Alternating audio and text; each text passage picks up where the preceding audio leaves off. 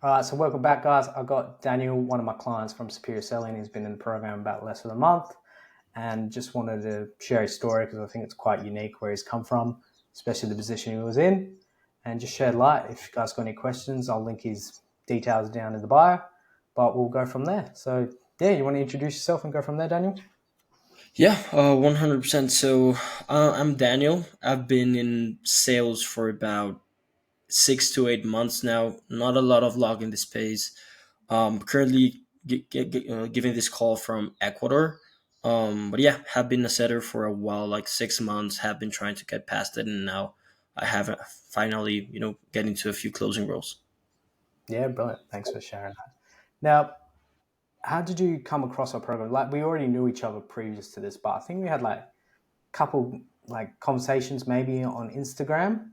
Hmm. But what made you really tick over and really say, "Hey, look, I'm going to invest into a sales mentorship and specifically superior selling like my one"? Yeah, so I had already invested like almost $8 to $10,000 into other like sales programs and just courses and mentors, and they were good. Like they took me to a place where I was able to make at least 2K a month every month. But yeah, I knew you were killing it in one of the programs that I was part of. I saw that you were doing really good. Texted you a few times through Instagram, just kind of for a bit of advice. You know how they always say, like, take advice from someone that's only like two steps, more advanced than you, and that way you can really soak in all the information that you need. So that's what I did, and I texted you. Then I saw your testimonials, people in very very similar positions to me, and that's how I decided to just move forward. Yeah, fantastic. Now let's take a step back. You said you were setting and you've been in sales for like 6 to 8 months at that point. Can you just tell me a story how you got involved in sales and how you got into a setting? Yeah, so I used to have as a very very small marketing agency, email marketing agency. I knew that I lacked sales. I knew that I lacked, having that ability to, persuade people to, invest into me and to my product in order to get them results. So I decided to stop the agency and say that if I ever was going to try it again, I needed the skills necessary to grow it.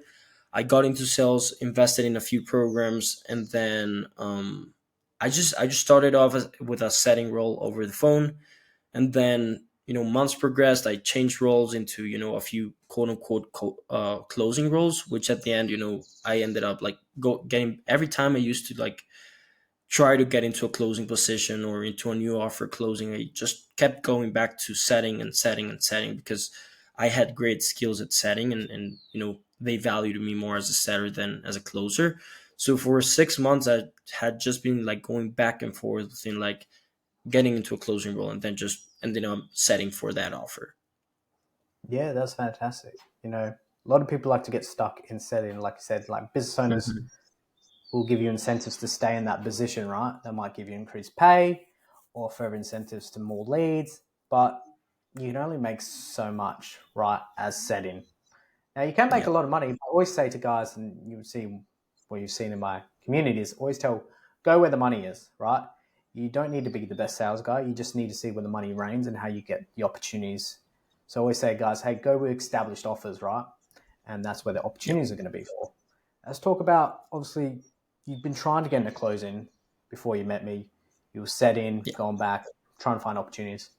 And you joined the program and you landed like, I think you had the opportunity like 5 or 6 different interviews in like the first week. Do you just want to tell me a bit about how we got to that as soon as you joined the program? What was the main difference? What really gave you the little oomph to actually land a role? Yeah, so I saw a post because before speaking with you, I had been on like 8, maybe 10 different offers trying to be a closer, and they were just terrible. So I saw the post where you talk about going where the money is, and I knew I had to land like very very good roles as a Yeah. closer in order to get the money coming in. So I didn't know how to do that, even though I had invested all this money into other paid courses. So once I spoke with you, you learned me how to one build myself up in a way where not only I attract people, but I am confident into the results that I can bring them once I'm in a established offer. So just it was after our first call, I just went in, implemented everything that you mentioned to me, built up my profiles, set it up with confidence, reach out with confidence, and of course with some of the frameworks that you taught me. Actually, all the frameworks that you taught me, and I landed like 8 interviews that week, and from really really established offers, I landed five, and then got two. Yeah, that's fantastic. Especially in the first week, I've spoken to heaps of guys that just endless outreach, no direction, and I always teach guys. I get a bit of free sources. Go where the money's at, and there's plenty of job Mhm. opportunities in the market looking for these positions. But a lot of these guys skip over it and think they need to focus on outreaches, right? Like a shotgun effect, like quantity over Exactly. quality. I teach exact opposite, saying, "Hey, look, sales is very transferable skills of any industry, and it's high in demand, right? And especially with businesses being at a point now, it's so easy to start an online business. They just want sales guys, but they don't want to pay sales guys. They just want them on base. No, sorry, they just want them on commission only. And because the barrier to entry is so low to start a business is as a closer, you need to have a look at the lead flow, like how Yeah. important is it, right? And what questions to ask. What's the current close rate? What's the short rate? The average call rate? All these questions. What's the monthly revenue, on track earnings? No one knows how to ask these questions. Therefore, if they're wasting their time on commission only basis and not getting the leads right. Now, I know you're saying you're on two offers now, just based off the framework we implemented. Yeah. Why do you think two offers at the moment is, first of all, can you manage that two offers? Because I know it's a lot of time, right? Two offers. How did you come to that um, I guess situation where you thought, let me manage two offers? How did you get to that point? Mm. So yeah, that's a very interesting question because I thought about it, and I remember our first call. You asked me like, what are my goals? Like, how fast do you want to get them? Let's reverse engineering like how you'll get there. And then I was like, look, I'm here to be a closer. I'm here to make money. Will I need to sacrifice a few things? Absolutely, but like, am I willing to sacrifice them to get where I want, or to at least put myself in the best possible position where I can reach my goals? It's like, yeah, I mean, will it take me like 3 months to kind of just work, work, work? Yeah. Will I reach my goals? I really don't doubt it at the moment.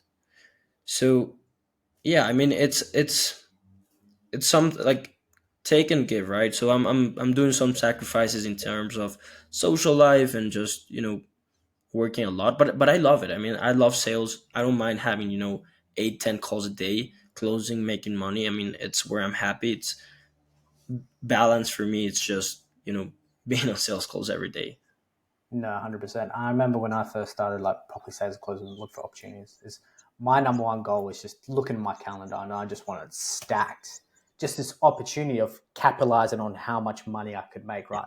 And just getting those in my pipeline, and then I could just focus. And every call I looked, I could make 500, 600, 800 commission. Now I got five calls. I could make like 4 grand a day. If I could keep this up for a week, it's like 20 grand in commissions, right? Even though you Yeah, probably might not going to hit it, but if you've got those opportunities in your pipeline and you're good at closing, the sky's the limit, right? You can achieve as much money as you can. So I always told guys, look at the calendar. How much opportunity is there to make so much money, right? yeah. And touching point on that, like because of what you taught me of how to get offers, because I have worked two offers before. I didn't make Yeah, any, like I made like $500 a month from working two offers before, and I was sticking to two offers because I was in a place of lacking something. So I was kind of grabbing with all my strength to those offers to see if I could make a dime or a penny. Now that I have a abundance mentality because I just keep getting offers of people who want me to work with them through what you taught me. So it's like I'm not staying here because I need to grasp out of something or just stay there, but because I have this abundance like mindset now that just allows me to pick and choose the positions that I'm like I believe in the most and that I'm happy selling for. yeah, and I always say, like, give that analogy of if you're looking for job opportunities and you're scarce for opportunities and you need to land a role quickly, it's not going to come to you. It's always when you land a role, then 2 weeks after you get all these opportunities, and you're thinking, why couldn't these opportunities happen to me a couple of weeks ago when I was desperate for it? But Yeah. no one realizes it pays off. it's a snowball effect. So what the work you're doing now will pay off not next week, not the week after. It'll pay off in a month or two. Yeah. And suddenly you've got this network. So I always teach guys, hey, even because you're on an offer, just keep networking, because then you're going to be in this, not in that scarce mindset. And then it's going to help your selling ability too, because you come off not so needy, right? And that really helps you Exactly. close more calls. So that's fantastic. Like, getting as much opportunity in your pipeline is the Yeah. best way, right? So based on your opportunity now, what would you say based on the objections you get? How do you find that you would handle them now compared to where you would not handle them before? You were just setting, like, you made such a drastic transition from setter to closer. Now you're on these calls closing them, and I just saw, like, in 5 days you already made over $2,000 commission. So you know how to sell and close. So just tell me more Yeah. about actually what's the main objections you might get on these calls for your offer. If you're happy to disclose who you work for, you don't have to. That's not a problem. Just tell the Yeah. niche. And So I'm how do you working go about on rejecting them? Yeah, I'm working on two offers at the moment. The first one is a B2B, so selling marketing services for real estate investors, and the second Oh, one is a B2C offer, which is selling fitness. So yeah, the sale is very very different in both of them, yeah, and that's something that just through your training helped me like adapt and implement that a lot last week, as you saw.